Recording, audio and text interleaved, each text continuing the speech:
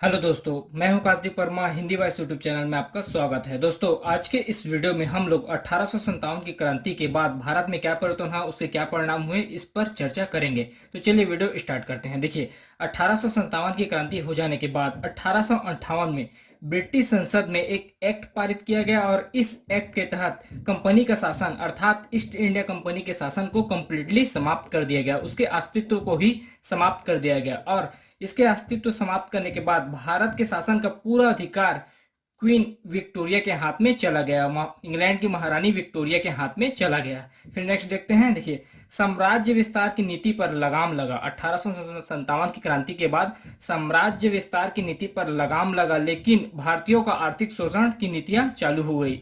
1857 के बाद जितने भी एक्ट अंग्रेज पास करेंगे उसमें केवल भारतीय का शोषण ही होगा। फिर नेक्स्ट देखते हैं। देखिए, 1857 की क्रांति जैसी क्रांति और आगे जाकर न हो, इसीलिए अंग्रेजों ने पुनः सैन्य सैन्य पुनर्गठन किया और सैन्य पुनर्गठन के आधार पर यूरोपीय सैनिकों की संख्या को बढ़ाया गया। भारतीयों की अपेक्षा अंग्रेजों की संख्या को बढ़ाया गया सैनिकों में।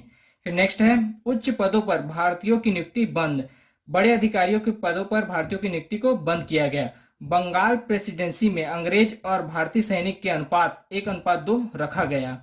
उच्च जाति के लोगों को सैनिक भर्ती बंद किया गया। उच्च जाति के लोगों को सैनिक भर्ती बंद किया गया, क्योंकि अंग्रेज यह अच्छी तरीके से जानते थे कि निम्न वर्ग के लोगों को आसानी से दबाया जा सकता है, लेकिन उच्च जाति के लोगों को आसानी से दबाया नहीं जा सकता है, जिसके कारण उच्च जाति के लोगों को सैनिक भर्ती बंद किया गया। भारतीयों पर अस्त्र शस्त्र रखने पर प्रतिबंध लगाया गया। भारतीयों पर जो कॉमन लोग हैं उन पर अस्त्र शस्त्र रखने पर प्रतिबंध लगाया गया। फिर एक एक्ट पारित किया गया और गवर्नर जनरल का नाम बदलकर वायसराय रख दिया गया। एक्ट 1858 के तहत गवर्नर जनरल का नाम बदलकर वायसराय रखा गया। ईसाई रिलीजन का प्रचार धीमा हुआ। 1857 की क्रांति के बाद ईसाई रिलीजन, जो ईसाई धर्म का प्रचार करते थे, उनका प्रचार बहुत ही धीमा हो गया। भारतीयों में एकता की भावना का विकास हुआ। 1857 की क्रांति के बाद भारतीयों में एकता की भावना का विकास हुआ। तो खाने पूर्ण रूप से अंग्रेज के अधिकार में हो गए। ऐसी क्रांति आगे जाकर ना हो और कुछ उसका परिणाम गलत ना हो, जिसके कारण तो खाने का पूर्ण नियंत्रण अंग्रेजों ने अपने पास रखा। भारतीयों के देने की अपेक्षा वह अपने पास तो खाने का अधिकार रखने में ज्यादा सुरक्षित समझते थे, इसलिए कारण तो खाने का अधिकार पूर्ण रूप से अंग्रेजों के पास हो गया। नेक्स्ट है, अधिनियम 1858 के तहत एक भारतीय राज्य सचिव की व्यवस्था किया गया, जिसकी सहायता के लिए 15 सदस्यों की एक मंत्री परिषद बनाई गई।